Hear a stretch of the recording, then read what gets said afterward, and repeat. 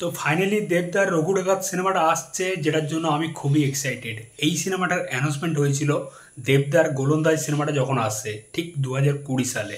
2020 সালে দেবদার গোলন্দাজ সিনেমাটা আসে দুর্গাপূজার সময়, এবং কালী পূজার সময় রঘু ডাকাত সিনেমাটার অ্যানাউন্সমেন্ট হয়।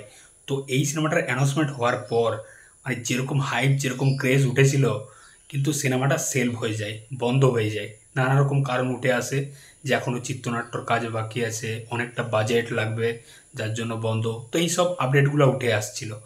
তারপর থেকে রঘু ডাকাত এক তরফ থেকে বন্ধ হয়ে যায়, 3-4 বছর সিনেমাটা নিয়ে কোনো কথা হয়নি।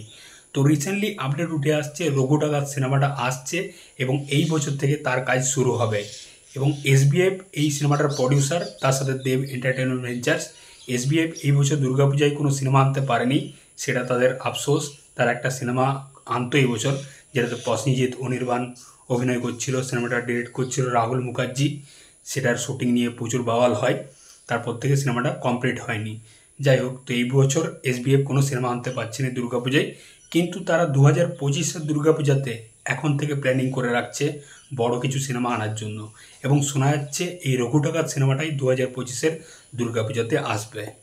তো এই রঘু ডাকাত সিনেমার যে ডিরেক্টর ধ্রুব ব্যানার্জি, সে সিনেমার পুরো চিত্রনাট্যর কাজ কমপ্লিট করে নিয়েছে, এবং এই বছর থেকেই শুটিং শুরু হবে। ডিসেম্বর মাস থেকে শুটিং শুরু হবে। তো মহারাষ্ট্রতে একটা রেকি হয়েছে, এবং ডিসেম্বর থেকে দেব নাকি এই সিনেমাতে জয়েন করবে।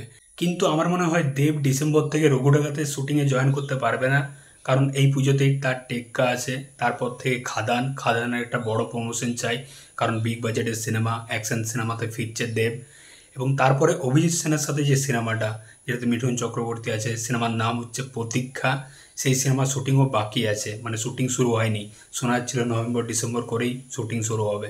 তো সেই সিনেমা শুটিং প্লাস রঘু ডাকাত একসঙ্গে দুটো শুটিং করা মানে ইম্পসিবল, যেটা কারণ লুক চেঞ্জ হয় সিনেমার।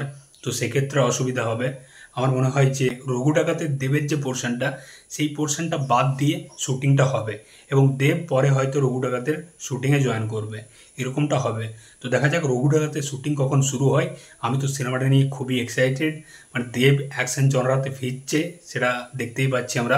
এই বছর তার খাদান আসছে, যেটা একটা বড় মাস অ্যাকশন সিনেমা।